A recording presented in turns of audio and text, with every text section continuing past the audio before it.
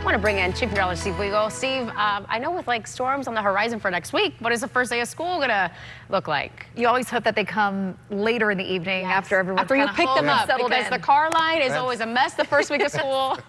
That's the best time to get rainfall, at night, not during the day. Right. Yeah, no, and we desperately need the rain, but yeah, we'd rather have it after what, 8, 9 o'clock at night and continue overnight. We may get a few showers tonight, but our rain chances do ramp up on the weekend a little bit. We'll talk about that, and we have a few systems in the tropics that we're watching too. Our temperatures right now, 80s and 90s. It's hot, it's humid, and our heat index values are still above 100. Heat advisory still in effect until 7 o'clock. Palm Beach, wherever the highlighted counties are, Palm Beach, Broward, Miami-Dade, and back around Collier. And on the radar, not as active as it was last night. We had storms today, a few that fired up around the lake, but they're pretty much gone at this point.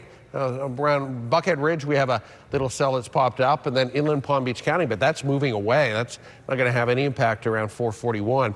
There are a couple of showers just off the coast, so we may see a sprinkle or two work inland during the mid to late evening, but most people won't see any kind of rainfall at all tonight. Our daytime highs tomorrow will be in the 90s. Our heat index values, well, we hit the triple digits about 10 in the morning, and it continues to climb 108 by 1 in the afternoon. And it's heating up in the tropics. We have 3 systems. We actually have 4 out there. We have Dexter, a tropical storm. We also have this little area of disturbed weather that has a 30% chance of developing. It's moving up the coast, so moving toward the mid-Atlantic and up around New York. It should stay offshore, though. And then this has a 60% chance of developing. This one just was upgraded to Invest 96. And that is moving over some pretty conducive area for development, so it has that medium chance. There's also, here's the 4th one, this wave coming off the coast of Africa. Keep an eye on that one, because some of the models do spin that up and bring it either into the Caribbean or just north of the Caribbean about a week to a week and a half from now. There's a look at Dexter, struggling, although the winds increased today up to 50 miles an hour, and the forecast track takes us off into the hurricane graveyard of the North Atlantic, where the water temperatures are cold and the jet stream winds will shear it apart. May not even make it the next 5 days. For boaters and beachgoers, it's the same old story. Hot, humid, stay hydrated, light chop, and seas running about a foot tomorrow, maybe 2 feet in the afternoon. That inland storm should taper off, otherwise partly cloudy, and it's mid and high 70s for overnight lows tomorrow. 90 degrees, a touch cooler by a couple of degrees, and we may not get the heat advisory tomorrow. We may be right under that criteria for your Thursday and maybe Friday too. But we will see more scattered, maybe numerous showers and storms both weekend days coming in along the coastline, and that'll bring us some rainfall. Unfortunately, it may be during the afternoon and evening where everyone is outside. Okay, Steve, thank you.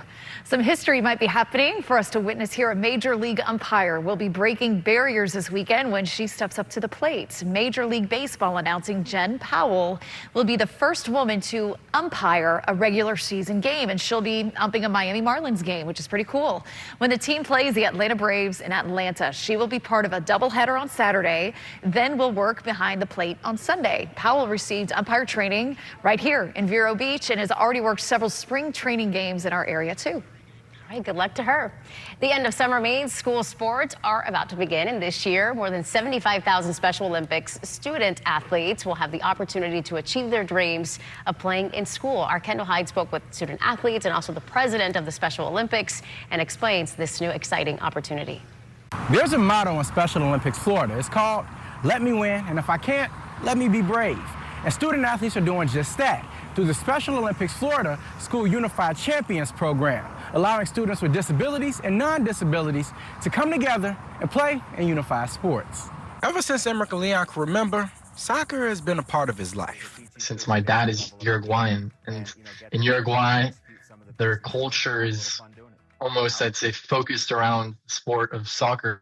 Even as a kid, he was raised with a soccer ball, pretty much attached to his hip. And now as a teen, nothing's really changed. In fact, he plays for the Unified Inter-Miami soccer team. In this club, we're always talking about how we can improve the lives of those who need help, and that one of those ways is through Special Olympics. The Special Olympics is expanding their reach into high school athletics with the Special Olympics Florida Unified Champion Schools program, even with dozens of schools in our area participating in the program. And we have it in nearly 600 schools now across the state, where we have people with and without intellectual disabilities who are engaging in sports together. The athlete compete in a variety of varsity sports like bowling, flag football, basketball, tennis, and even track. And the unified athletes are not just participating, they're representing their schools at the FHSAA state championships, competing in their own unified division. I find that often society might unfortunately shun them away. It's quite the opposite. Their differences make them unique.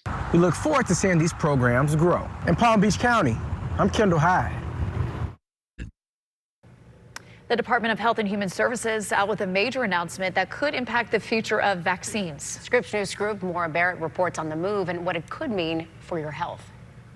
Massive federal funding cuts could impact vaccines in the future. Health Secretary Robert F. Kennedy Jr. announcing Tuesday nearly $500 million worth of cuts for mRNA vaccine development. Most of these shots are for flu or COVID, but as the pandemic showed us, mRNA vaccines don't perform well against viruses that infect the upper respiratory tract. But multiple vaccine experts tell Scripps News data does not show that. That's not what the science shows at all. The science shows that they are effective. So the mRNA COVID vaccines are probably, at this point, our best studied vaccines. There's been billions of doses that have been administered. And what have we learned? We've learned that they're remarkably effective. mRNA technology is used in approved COVID-19 and RSV shots, but it hasn't been approved for a flu shot yet. Medical professionals tell us the funding cuts should not impact the flu vaccine this year, but it could slow research for the vaccine in the years ahead. It's not so much this flu season that I worry about. It's the future of what we could be missing out on if we don't continue to develop this technology. The move from the Department of Health and Human Services is the latest reversing longtime norms. Kennedy has previously pulled back recommendations for COVID-19 shots and fired the panel that makes vaccine recommendations to the CDC. Jennifer Nuzzo is the director of the Pandemic Center at Brown University. I do worry that this is part of an overall assault on vaccines in general. And the more the secretary goes out and impugns without any evidence vaccines and particular vaccine technologies, it just overall sows doubts about vaccines. Maura Barrett, Scripps News Group, Chicago. This is WPTV News at 6. A loaded rifle, machete, and multiple knives. We are hearing from neighbors of the man arrested outside Palm Beach International Airport. You're not the FBI, so why you got all those guns in your car anyway? Well, he certainly wasn't there to buy a ticket to go on vacation, Al. We are digging deeper into the suspect's background, and we are learning why Palm Beach Gardens police stopped him before this incident. More questions about the My Safe Florida Home program. I'm Matt Cesney in Delray Beach, where a homeowner is asking if a grant for one house can be transferred to another. A possible collaboration could bring a brand new Olympic-sized pool to the city of Lake Worth Beach. I'm Joel Lopez diving into the proposal and how it could benefit both students and families in the area. The new school year comes with new rules about cell phones in class. We're breaking down the new state law, and we're connecting with a local superintendent who says his district's strict cell phone ban is paying off. $1 million. That is the bond set by a judge today for the man accused of bringing a loaded AR-15 and knives to Palm Beach International Airport. Deputies arrested Michael Rodriguez right outside of PBIA yesterday. That's right. We have team coverage. Ethan Stein looks into the extensive criminal background of the suspect. But first, we begin with WPTV's Kayla McDermott, who just heard from the sheriff. Now, the sheriff expects for that $1 million bond to keep Rodriguez here in his cell for quite some time. And while Rodriguez failed to appear in court this morning, we are learning additional charges could be brought down on him in the upcoming days. Michael, why did you have loaded firearms and cocaine? The sheriff's office says Michael Rodriguez is in those cuffs thanks to an airport employee who noticed him acting suspicious and changing his clothes in a parking area for employees only. Probably saved a lot of lives. Deputies say while questioning Rodriguez at PBIA, he pointed to a golf bag he took from the trash. Inside, investigators say they found 2 throwing knives. When they searched his rental car, they found even more weapons. You can see this is the AR-15 we talked about. 3 magazines, one with a double magazine that goes into the rifle itself. It's the machete, multiple knives. Sheriff Rick Bradshaw believes Rodriguez came to the airport to commit a mass tragedy. Investigators say he was casing the place for roughly 2 hours. It's pretty obvious to me he was there to hurt people and do something that was going to cause a lot of havoc. I spent part of my day in Palm Beach Gardens along Catalina Drive, where Rodriguez lives. I never expect he gonna do things like this. Neighbors tell me officers are always at his home, but they're still caught off guard by the arrest. I'm shocked at that because I don't know how far he's capable of going. The sheriff says his investigators are working to figure out just that. Have we found any manifesto or anything yet talking about a possible attack at his home? There might be some things there, but right now, no. Rodriguez is now facing 3 felony charges for the weapons, drugs, and trespassing. And we now know the FBI is aiding in this investigation. And that's where my colleague Ethan Stein picks up our team coverage, learning even more about Rodriguez's past. At this point, we know Palm Beach Gardens police pulled over Rodriguez for speeding. That traffic stop happened the same day he was arrested here at Palm Beach International.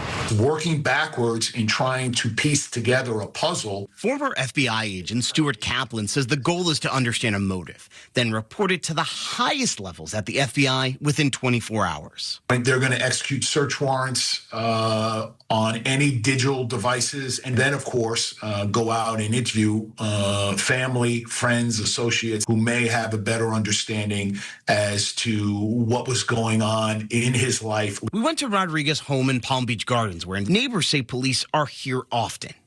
Almost like every month or every other month, I see cops coming, but I don't know what they're coming for. Palm Beach County court records show Rodriguez has been charged 5 times since 2010. A grand theft auto charge last year was later dropped for insufficient evidence.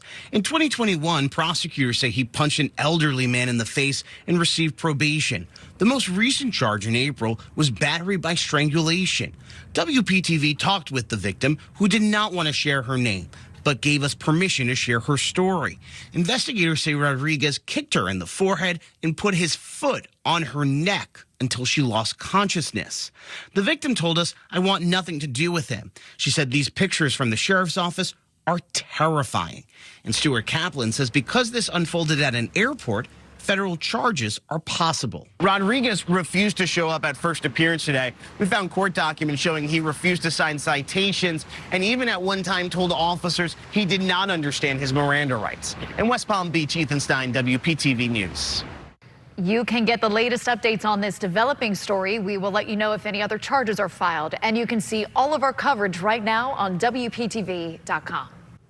All right, that summer heat continues. Temperatures getting into the 80s and 90s this afternoon. We're still sitting in the 90s in a few areas, and the heat index above 100. That's why the heat advisory continues for Palm Beach County and most of South Florida. It may not return tomorrow. We might be just under that criteria, but it will still feel very warm and humid. A couple of showers have been popping up, and a weak thunderstorm, western Palm Beach County, and on the Treasure Coast, very quiet. A couple of little light showers off the coastline that may work in late evening and overnight. That would be welcome news for the lawns and gardens. And the heat index tomorrow, it gets up there into the triple digits again, so you want to stay hydrated. A little bit better rain chances, higher rain chances for the weekend. I'll let you know the best times to get outside coming up. Well, we keep getting questions about the My Safe Florida Home program that restarted this week. Now, more than